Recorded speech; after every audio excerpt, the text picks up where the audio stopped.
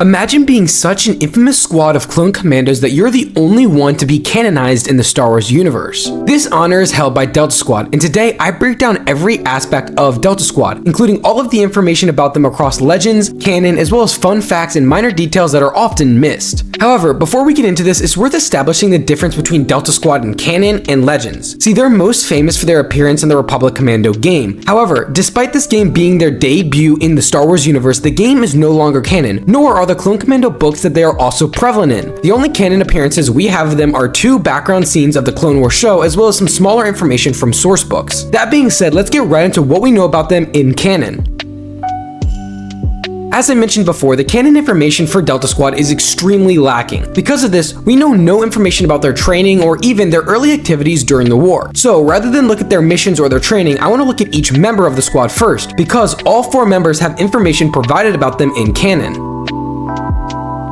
At the top of the squad, we have Boss, or RC-1138. He was the leader of Delta Squad. In the few visual depictions we have of Boss, he wears orange and white armor. Additionally, he's often either unarmed or using dual DC-17 pistols rather than the DC-17M that was standard for Clone Commando. Outside of this, the only other information we are given about him is his list of skills and training, which include leadership, military tactics, recon, infiltration, unarmed and armed combat, sniper skills, and jetpack training. The latter 2 both are very interesting, as this is not something we see him use often in canon at all. The second in command of the squad was RC-1140, or Fixer. Fixer got his name from his ability to slice into equipment and tinker with it. He shared a similar skill set to Boss, but replaced leadership and sniper training with slicer skills and mechanical repairs. He wore unique green and white armor with a specialized backpack. Additionally, we know he was, quote, cold and solely focused on the mission. This worked in tandem with his strict adherence to regulation, only calling his fellow squad members their RC numbers rather than their names. The third member of the squad was RC-1207, or Sev. His armor was red and white and honestly is some of my favorite. His skills were similar to the other 2 members, but replaced the slicer and mechanical training with tracking and sniper skills. Additionally, Sev was also known to love combat so much it disturbed the other members of his squad. The final member of the squad was RC-1262, or Scorch. His armor was gray, yellow, and white, and he was the squad's demolition expert. And because of this, he had the usual training of the other 3, but with the addition of the demolition. He was also the only member of the squad whose fate after the Republic is known. However, prior to the Empire, he was known to be a funny, easygoing soldier who often made jokes in the heat of battle. A personality that would be completely missing by the time we see him working with the Empire.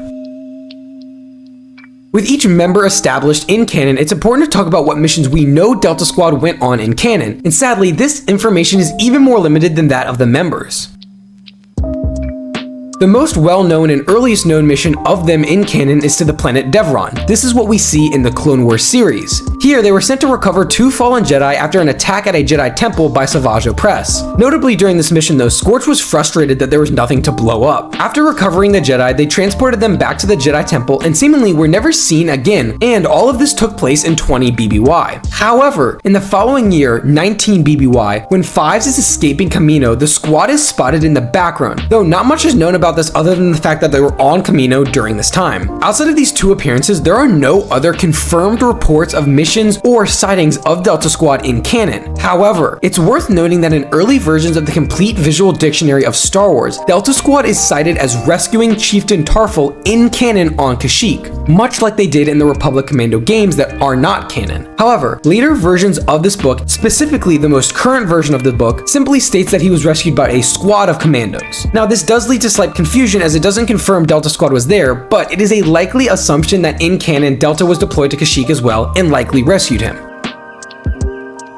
Now, before we move on to the Legends information about Delta Squad, I want to talk about Scorch, the only member of the squad whose fate we know after the Republic because of his appearances in the Bad Batch. We know by 19 BBY, Scorch was on Daro training new stormtroopers, and he was one of 50 clone commanders there. Following this, he would work closely with Dr. Hemlock, going on various missions for him, including to Scylla to secure the Zillo beast that escaped a crashed transport, as well as to Orbital City, though he did spend the majority of his time on Mount Tantus working directly under Hemlock. That was till the base was attacked by the Bad Batch and he was knocked off a bridge, presumably to die. As far as the fate of the other members go, we have zero information about their fate or even anything past their last appearance on Kamino. Now this leaves so much unknown information about Delta Squad, their training, their early days during the war, their mission missions during the war, and their fate after the Clone Wars. However, many of these questions have clear and well-received answers in Legends. To start, it's important to understand why Legends has such a wealth of information about the squad, and no, none of this is fan projects or smaller things like that. As I mentioned before, Delta Squad originated from the now Legends game called Republic Commando. After this game was released, there were direct tie-in novel series known as the Republic Commando books were also released, and although these books didn't directly follow Delta Squad, they did have a large presence within them. Because of these, we are lucky to have a vast amount of information from both sources that talk about many of the missing aspects of Delta's story that we don't get in canon. That being said, let's break down the additional information we get about each member of the squad.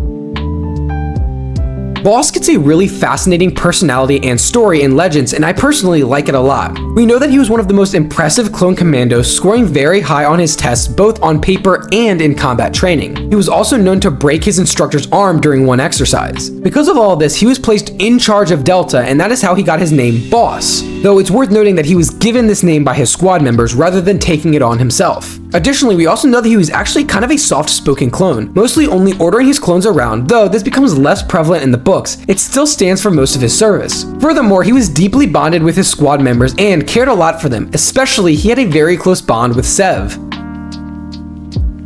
Fixer does not gain too much extra detail when looking at him in the lens of Legends, though we do know he made second in command because of how reliable he was. And we know that his by-the-book nature combined with him being a mostly quiet clone meant that he often attempted to stop Sev and Scorch from making jokes.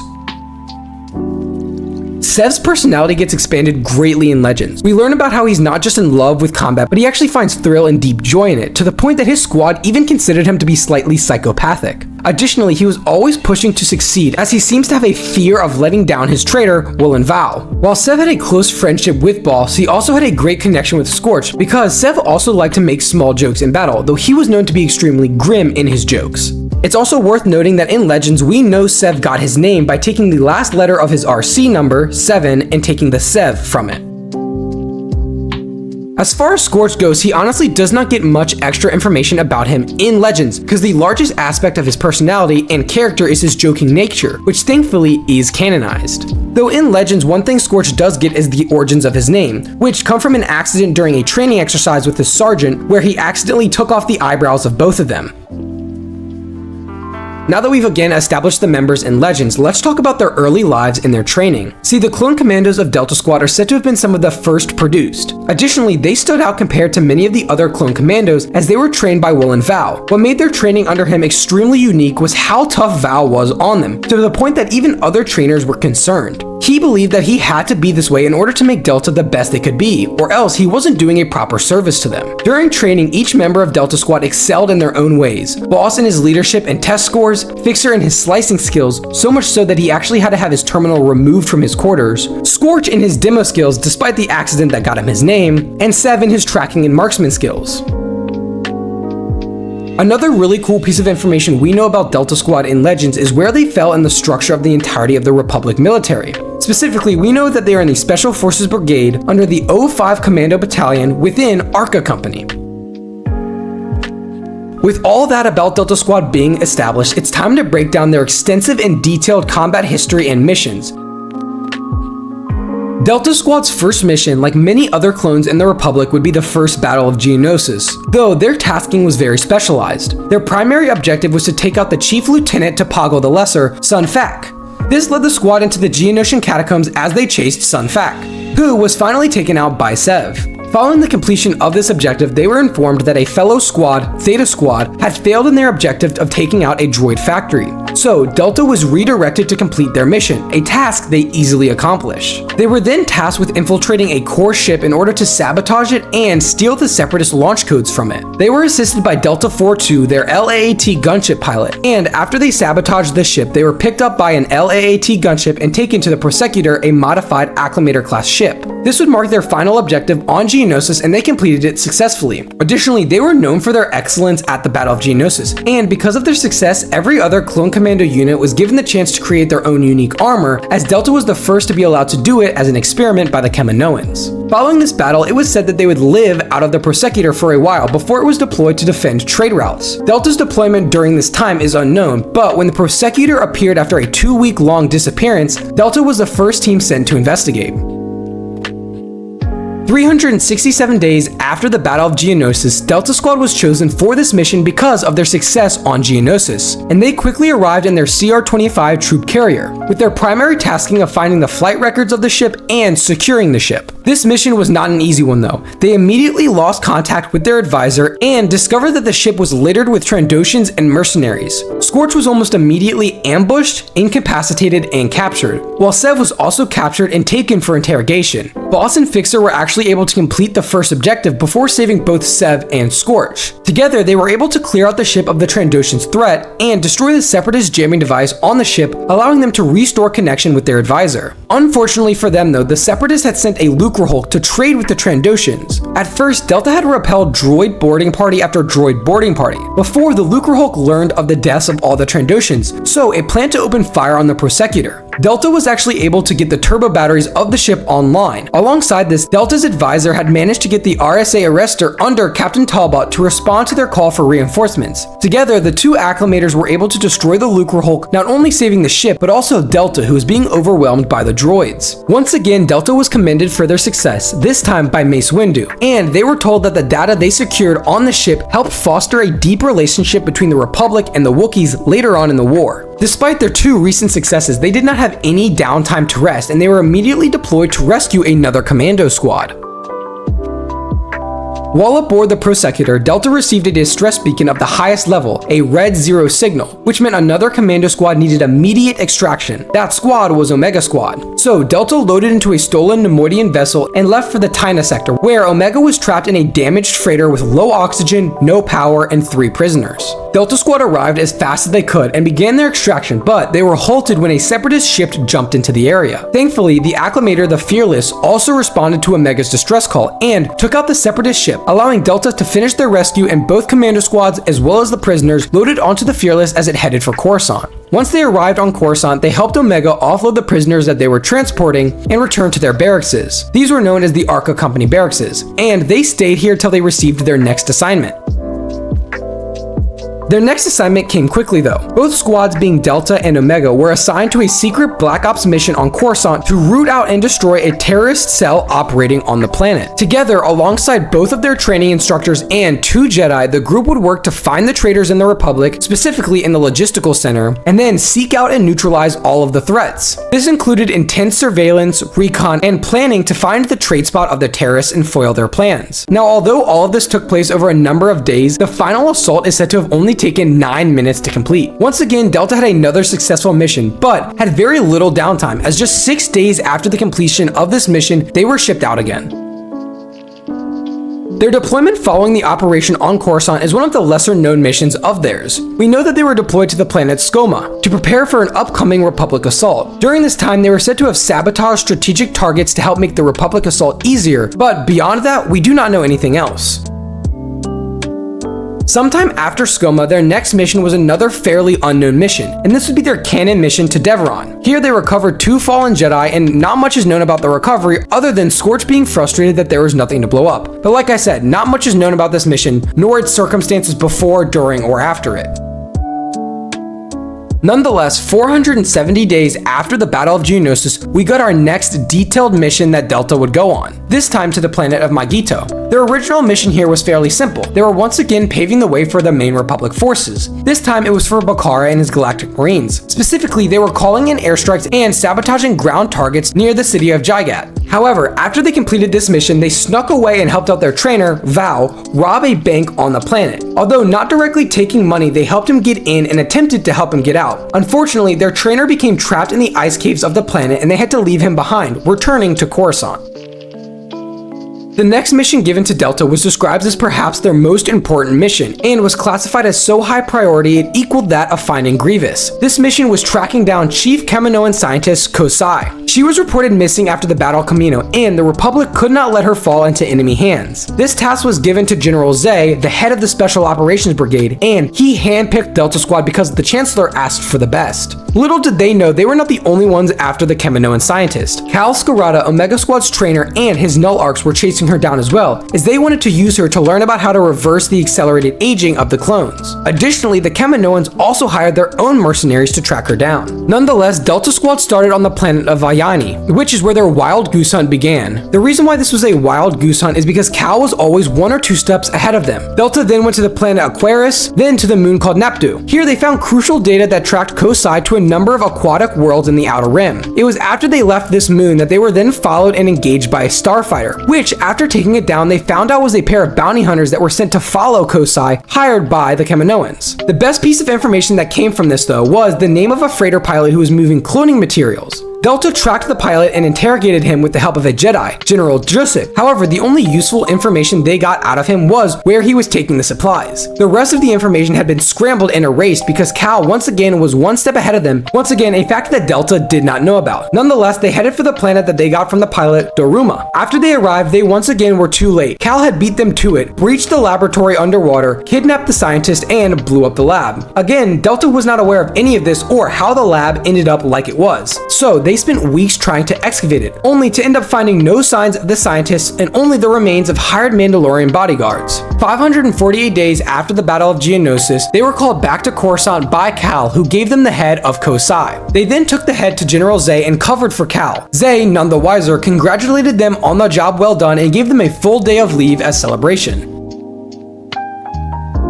Close to 200 days after this, specifically 736 days after the Battle of Geonosis, and on the 2nd anniversary of that battle, we know that Delta was at Arca Barracks once again, where they spent some time with their trainers. But we would not know about their next mission till many months later, specifically 970 days after the Battle of Geonosis. So there's about a 400+ day gap in their resume that we don't know what they did.